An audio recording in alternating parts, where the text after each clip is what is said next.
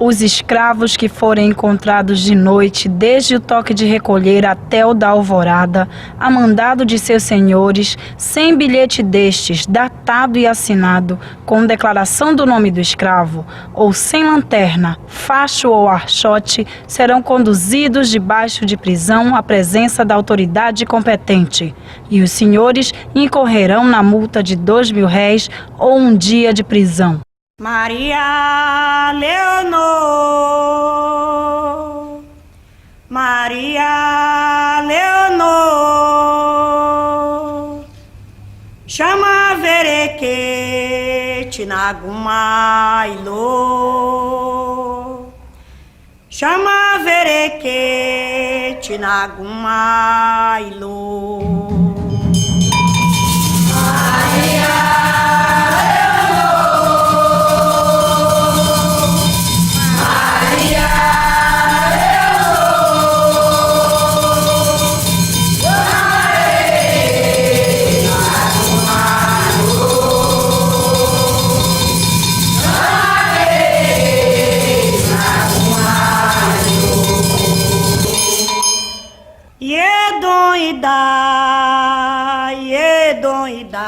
Verequete é mina dona é doida, verequete é mina dona é doida.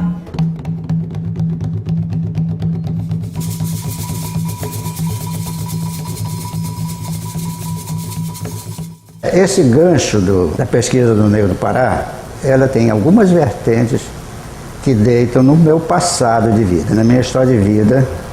Este é um dos ganchos mais sérios, né? De ter vivido numa comunidade cercada por 2 outras comunidades negras. Castanhal tinha dentro da sua área municipal o Pitimandeua, que hoje está mais ligado ao Igarapé, como é aquele rio que passa ao lado, né? E o Macapazinho. Olha, Pitimandeu não é isso aqui. Pitimandeu e Igarapé. Pitimandeu e Igarapé. Sempre eu ouvi falar isso, Pitimandeu e Igarapé. Agora o pessoal, eu vou para Pitimandeu. Quer dizer, eu quero dizer que ficou assim mesmo. Pitimandeu quer dizer eu Igarapé e aqui a nossa irmã. E esse lugar aqui, esse Pitimandeu, é ligado com a Itaboca, que é o terreno Menino Jesus, né?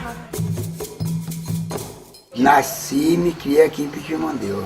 A vila antigamente, os barracos aqui, a maior parte era de palha, cavaco, a parede era de estaca. Quem tinha uma casa de telha aqui, não vou nos prezar, era papai, a folha do bacuri e quem mais? A igreja e mais ninguém.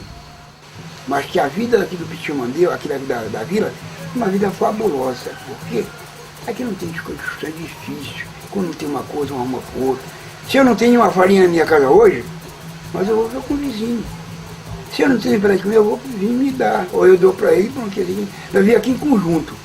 Em conjunto, aqui em conjunto. Eu sou negro, porque eu não posso dizer assim, seu branco, se eu me chamar branco, eu já estou me maltratando, né? Então, eu sou negro, o caboclo não pega na minha mulher. Até hoje, graças a Deus, tinha orgulho de ser negro, porque soube ser bem criado meu pai, soube criar meus filhos, e estou criando meus netos na mesma região que fui criado. É o orgulho que eu tenho. Tenho amigo por todo canto. Sei tratar qualquer criatura, a criança, a mulher de idade, e o adulto, qualquer criatura na minha casa. For branco, for preto, qualquer criatura está na minha casa. Eu nasci na igreja, na religião católica, e quero permanecer lá. Porque eu digo assim, religião, tem muitas, né? Mas só quem salva é só uma. Só tem um Deus, ninguém sabe se ele é preto, se ele é branco, se ele é branco, ele é. Então, vamos continuar nela. Ah, tem muitos santos. Os santos, passou a santo qualquer um acredita. Porque eu acho que é meio que nós temos aqui uma família e acredita um pelo outro. Falar só uma palavra. Não é? Agora se tiver um mentiroso do meio, você vai vingar sem isso. Entendeu? O que nós temos mais importante, eu vou dizer uma coisa. é aquele garapé, que chama aquele bonde tranquilo. E depois do garapé, é a união nossa aqui.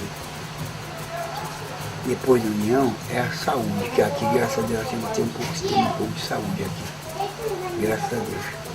Quando morre, até aqui, quando morre uma pessoa, que foi Deus que mas nunca tem uma pessoa que morre por ninguém. Então, é um orgulho que nós temos aqui em Pitimandeu. Os ganchos foram a história de vida em que o negro entrou na nossa vida doméstica, esse é um dado importante. Depois o contato intelectual com Edson Carneiro, Nunes Pereira, Jacques Flores, aquela geração da Academia do Peixe Frito.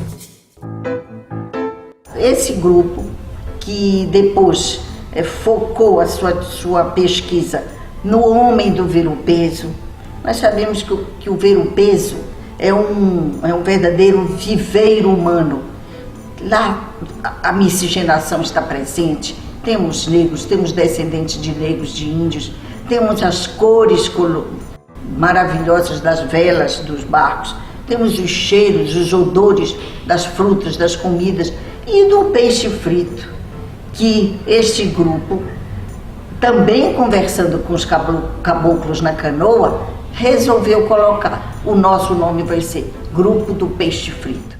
O negro já do terreiro, do quintal, já mestiçado, trabalhado por Gentil Pugé, e o negro do ritual, trabalhado por Jaime Ovalle, surgira, com certeza, daquelas pesquisas do trabalho pioneiro da literatura no Pará. Isso é uma tese que a gente está defendendo, que sem os primeiros literatos no Pará, sem essa onda de renovação da literatura no Pará, é possível que a onda também de renovação na música não tivesse ocorrido. Os artistas, todos os músicos, se posicionaram a favor da abolição da escravatura. Havia as cartas abolicionistas por todo o Brasil que eram lidas durante recitais. Há referência disso na vida de Carlos Gomes. Aqui em Belém não houve propriamente uma leitura de carta abolicionista no Teatro da Paz, até onde nós conseguimos encontrar. Mas na ilha de Benevide, chamava o município de Benevide, antes da promulgação da Lei Áurea, houve a libertação de 12 escravos. A presença desse ato tão festivo na libertação destes poucos escravos nos mostra um Pará alerta para o problema. Infelizmente, porém, nós sabemos que a libertação do escravo negro não foi acompanhada de uma base social.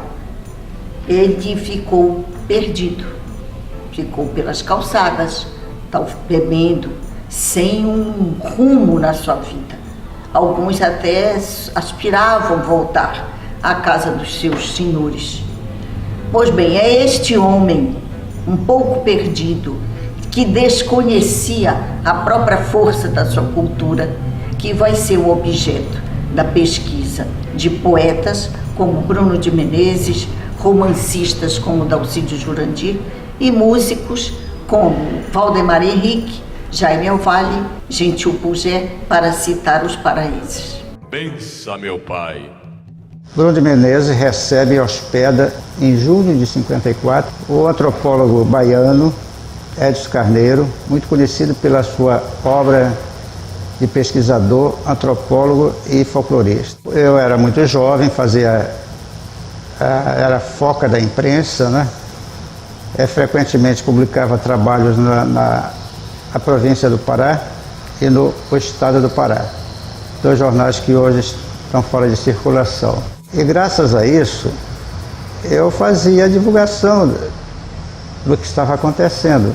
Edson Carneiro foi a peça principal, porque ele me desafiou a provar a cultura e a presença do negro em Belém. Ele não tinha estendido as suas pesquisas até o Pará. No samba de Umbigada, por exemplo, ele estuda as ocorrências do samba de Umbigada no Brasil e chega até o Maranhão. No Maranhão ele para.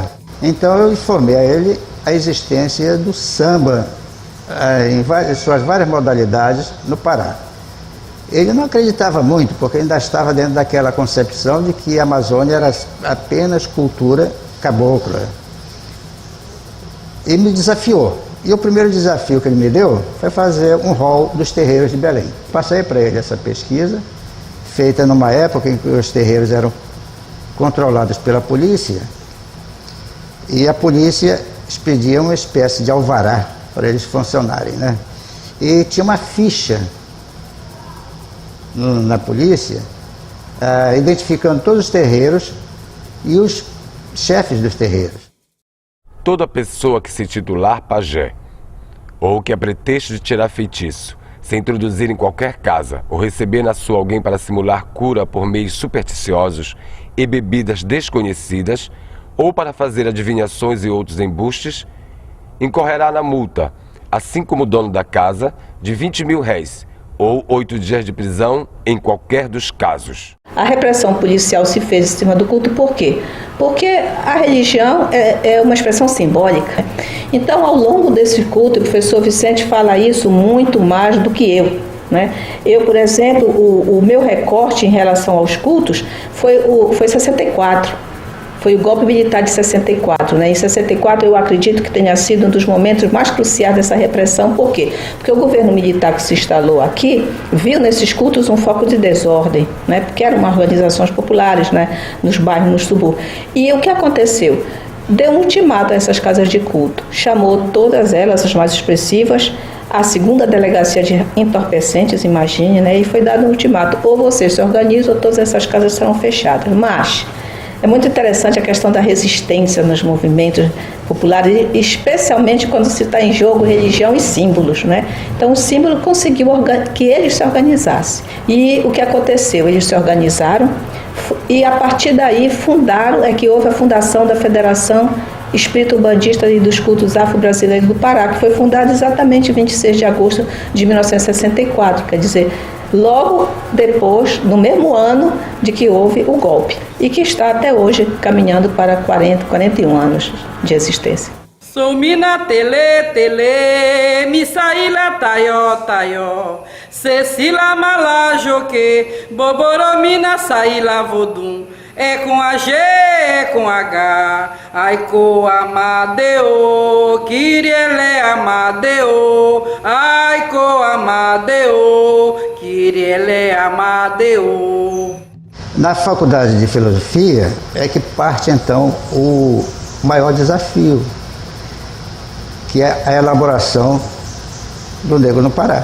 Seguindo esse desafio do Edson Carneiro como um plano, um projeto de tese, ou trabalho final de curso dentro da faculdade. Esse projeto começou lá por volta de 1962.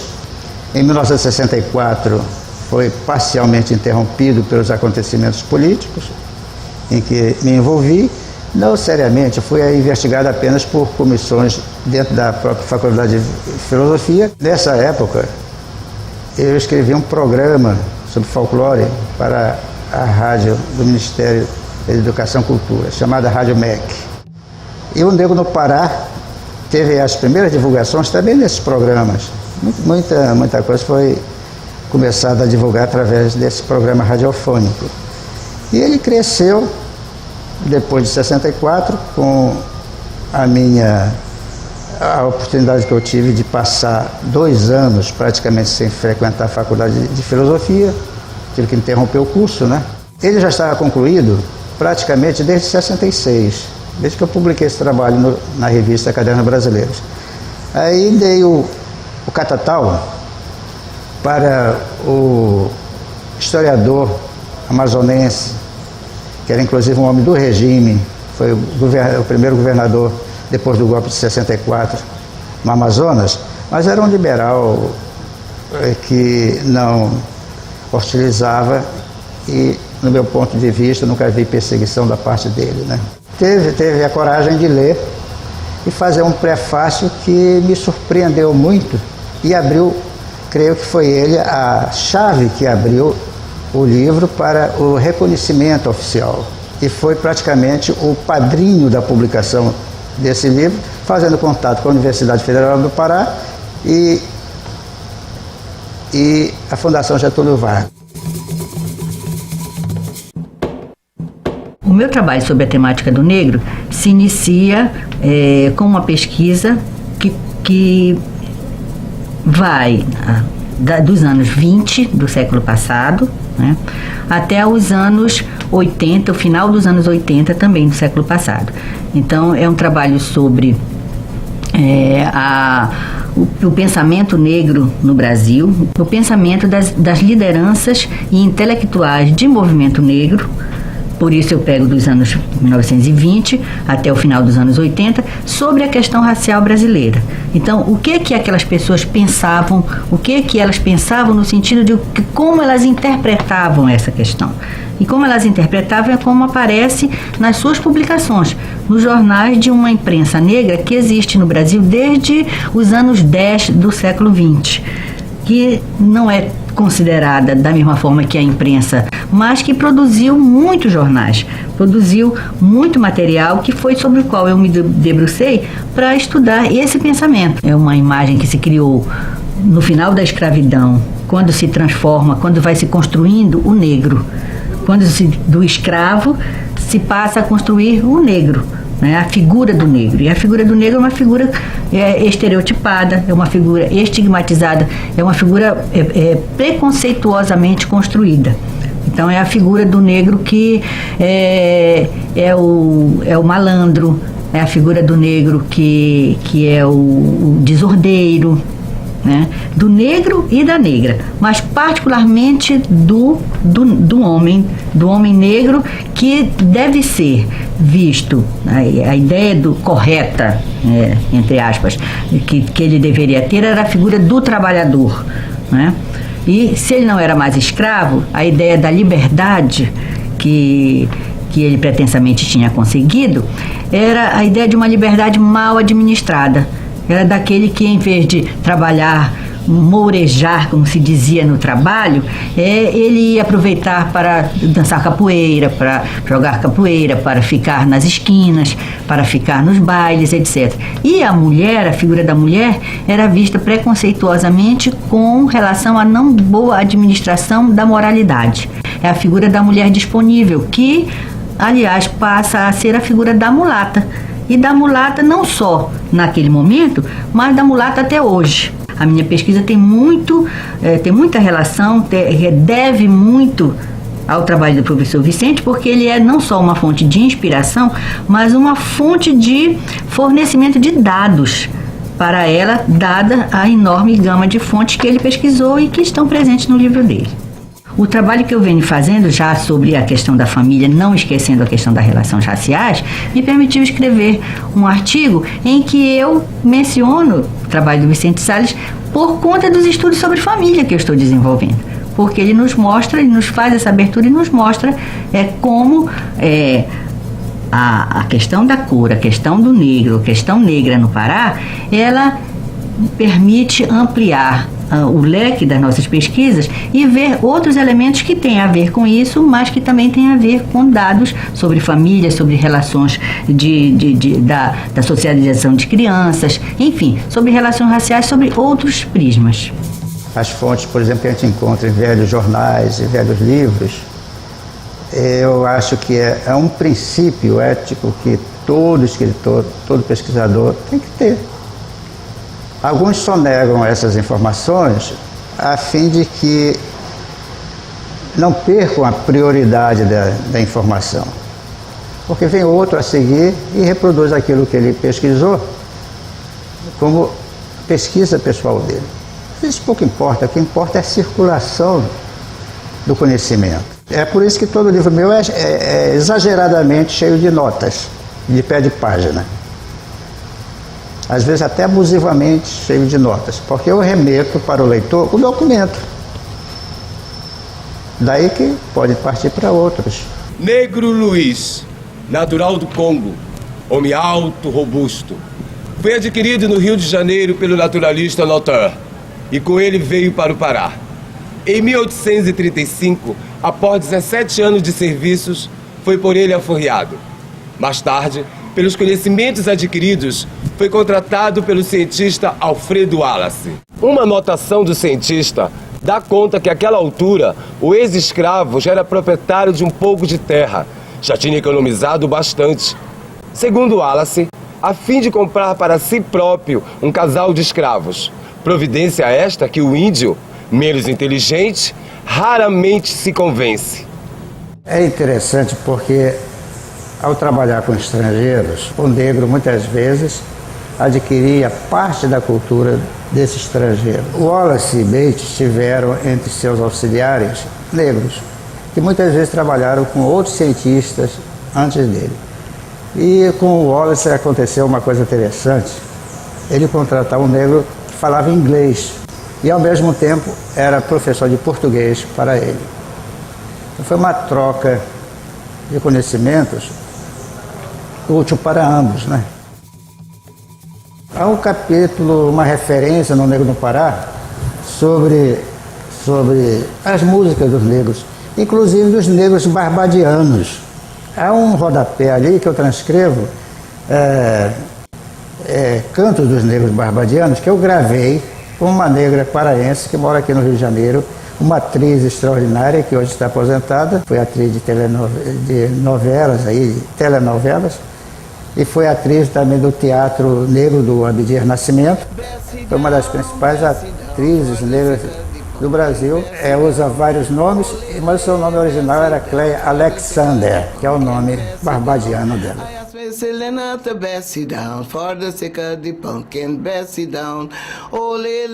Quando está na fartura da abóbora, né? Aí então eles exigiam um concurso com as crianças para saber quem era que dançava melhor o bercidão. Você tem que pôr a mão nas cadeiras e ir cantando o bercidão e rebolando até o chão sem tirar a mão da cintura e depois esfregar o bumbum no chão e ficar esperando ser convidada para berce up, que era para levantar. Aí você também vem rebolando até ficar de pé. Quem aguentasse, mais é que ganhava o presente, o prêmiozinho, né? Coisinha, boneco. Minha avó foi nascida em Demerara, aqui na Guiana Inglesa, Georgetown, né? Mas ela casou com um senhor, dentro do sobrenome Tate, e foi morar em Barbados, que a família dela tinha sido de Barbados, mas vieram para Demerara. Mas meu avô era marítimo e alguns anos depois de casado, ele simplesmente foi para os Estados Unidos e sumiu. E minha avó então ficou cuidando da minha mãe e resolveu, tinha a Pará Elétrica, estava começando no Pará, tinha Madeira Mamoré, que veio minha avó e a irmã dela, vieram juntas para cá, para Belém. Aí então minha avó, primeiro, ela era costureira, tentou costura, não conseguiu. Aí montou uma lavanderia, também não deu certo. Aí chegou o padre inglês, que era um nobre, Reverend Miles Moss, e pediu uma pessoa para cuidar da casa dele, porque ele era solteiro, era um nobre, e era nosso padre. E a minha avó ficou então cuidando da casa dele, como cuidou 40 e tantos anos dele, né? Pareciam até irmão, brigavam que só, né? Foi assim que começou a minha família aqui em Belém. A memória que eu tenho é maravilhosa, né? Porque eu era, bem dizer, os quindins, né? Da minha avó, que trabalhava para me sustentar. Meu padrinho, que também me criou praticamente. Minha mãe, que trabalhava também para me dar as coisas. Então eu tive uma infância, uma juventude muito boa, graças a Deus. Eles achavam que os brasileiros tinham uns costumes diferentes, assim, e eles tinham recebido aquela influência inglesa, muito recato, muita seriedade, então eles não se acostumavam muito mesmo. Tanto que a minha mãe, quando soube que eu estava fazendo teatro no Rio, ela não ficou muito satisfeita não, sabe? Fazer teatro, fazer televisão, cinema. Aí estou onde estou até hoje, né? O Edson Carneiro falou para mim, eu tenho que arranjar um emprego para você, Porque fazer teatro e cinema é uma coisa assim, um mês você trabalha, ou 6 meses você não trabalha. Pelo menos você pode fazer a sua arte que você gosta tanto. Aí eu fui para a campanha de defesa do folclore. Lá eu conheci o Vicente, o Santo Vicente, né? Conheci. E ficamos amigos. Aí ele se tornou mais amigo meu, porque eu era paraense também. Quando ele descobriu que era paraense, aí ficamos muito ligados. Ele suporta tudo, Vicente. Às vezes, mas quando ele zanga, sai todo mundo correndo. Ele nem fala, ele só olha. Eu me inspirei numa tese do Gilberto Freire, Anúncios de Escravos nos Jornais do Brasil, ou de Pernambuco, em que ele mostra o valor sociológico da leitura de anúncios de jornais. Eu vou além do anúncio, eu vou até a fotografia. Você pode ler uma fotografia como pode ler um anúncio. O anúncio, muitas vezes, é bastante detalhado e informa, em letra de forma, naturalmente, com as características do indivíduo. A sua cultura, a sua formação física, muitas vezes revela a sua nação, a que ele era ligado. E é de extrema utilidade você usar o anúncio de jornal como fonte de pesquisa. Então, desde o Negro no Pará, que eu usei vastamente o anúncio do jornal, seguindo o exemplo de Gilberto Freire, fazendo a partir daí interpretações. A preta forra Maria Esmeralda retira-se para Lisboa na barca Vênus, o que faz público em cumprimento da lei. Proprietários compravam, vendiam, trocavam, leiloavam o negro e usavam o negro como negro de ganho e negro de aluguel. Eles alugavam o negro e contratavam com outras pessoas o serviço. Era o serviço terceirizado de hoje. Ninguém poderá alugar casa para nelas morar escravos sem que obtenham licença por escrito de seus senhores, sob pena de incorrer infrator na multa de 10 mil réis ou 4 dias de prisão. Utilizamos em nossas pesquisas, na Universidade Federal do Pará, o livro do Vicente Salles como um livro de referência. Por isso ele é importante, ele faz parte de um acervo talvez mais precioso que nós temos na produção de conhecimento sobre o negro no Pará. O tema realmente é um tema que ele reaparece, né? A questão do negro, ela esteve sempre presente na literatura brasileira como é um tema importante nas ciências sociais, porém ele reaparece na década de 80 com uma perspectiva de se analisar, interpretar e debater questões que estão relacionadas a identidades de grupos remanescentes de quilombo. É demonstrada pela literatura uma presença demográfica muito forte no século XVIII, no século XIX, e que isso explica por que tem tantas comunidades negras em todos os municípios do Tocantins. Percorremos também nos estudos regiões como Gurupi, como Grande Belém, Ilha do Marajó, Guajarina, região do Salgado, porque todas essas áreas elas foram áreas de uma presença importante do negro. Então a história dessas regiões, a economia, a formação social, a formação cultural, elas têm muito a ver com a presença do negro, né? E em parte desses processos não chegou a ser entendido, como por exemplo toda a dimensão cultural das músicas, dos ritmos, do teatro. Tem um livro importante do Vicente Salles sobre o teatro, porque era uma manifestação popular também importante na área da arte. Então todas essas dimensões que, o NAIA, pelo acervo que nós temos no NAIA, que não é evidentemente completo, mas são novas pistas que podem ajudar a continuar os estudos sobre esse grande tema que é a presença do negro no Pará. Que a partir da Constituição Federal há uma mobilização, uma reorganização de grupos e mesmo uma ressemantização do que é quilombo, do que é quilombola, do que é terra de preto e de toda uma redefinição também do debate e da pesquisa sobre comunidades negras rurais.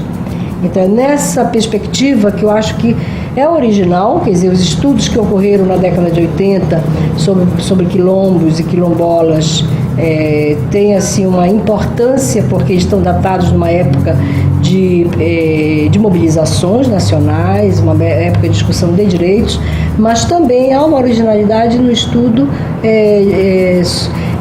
nessa perspectiva de analisar o território, né, as identidades construídas e desenvolvidas na relação com este território, que nós chamamos no livro Negro do Trombeta de territorialidades. Então isso é uma linha conceitual importante, como também analisar a organização política e toda uma dimensão da mobilização desses grupos em relação à defesa de direitos, em relação à afirmação cultural, buscando, portanto, outras formas de reconhecimento na sociedade brasileira. De fato, a obra do Vicente Salles, ela, ao, digamos assim, balizar uma pesquisa profunda da presença do negro no Pará, ela permitiu abrir outra linha de pesquisas, outras interrogações sobre a relação negro em trabalho, negro em sociedade aqui no Pará. Então, abre realmente pistas para outras investigações, para outras pesquisas, e é uma obra de referência, mesmo que esteja trabalhando com população quilombola, na atualidade, você tem na obra do Vicente Salles uma referência da historiografia que é fundamental como uma obra de consulta.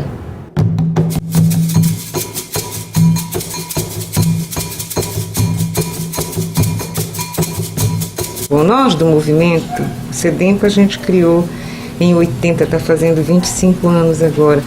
Sempre achamos a obra do professor Vicente importante para o movimento negro aqui no Pará, porque ela quebra paradigmas. A presença dos negros que fugiram e formaram suas comunidades alternativas, enfim, você tem tudo lá.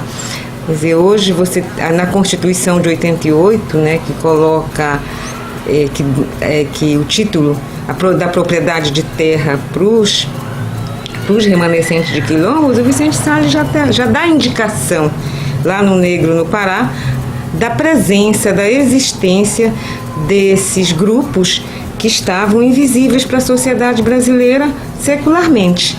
Quer dizer, mas ele dá indicação da presença desses segmentos já no Negro no Pará. Vem mostrar que, na verdade, há com uma importância grande, que participou de todos os ciclos econômicos aqui. Quer dizer, então, vem mostrar que essa presença existe. Não é verdade o fato de que não tem uma presença importante. Tem importantíssima, sim. Durante os 100 anos da abolição, nós tivemos a possibilidade de negociar com o Ministério da Cultura e, junto com a Secretaria de Cultura aqui do Estado, se providenciou a segunda edição. Fazia parte da programação dos 100 anos da abolição, quer dizer, 1988. Na verdade, é um livro que é sempre muito procurado e tão utilizado que esgota rápido. A gente já vai para a terceira edição e é bom que se faça mais edição. É um livro que tem que estar presente, como eu digo, tem que ser do interesse de todas aquelas pessoas que querem estudar a região norte, que querem estudar a Amazônia, não especificamente só o estado do Pará, mas que querem entender essa formação toda, né, desses estados, dessa região. É um livro importantíssimo, então ele não pode ficar esgotado. Como eu disse, que o Negro no Pará surgiu de várias vertentes, uma delas a história de vida. A Maria Pretinha, que era de Pitimandeua, comunidade próxima de Castanhal, aparece na minha vida no momento de desespero da minha mãe.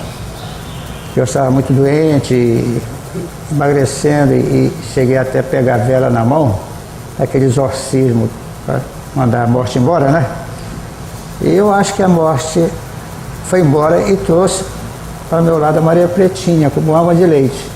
E a Maria Pretinha era essa figura extraordinária que intelectualizava a gente oralmente.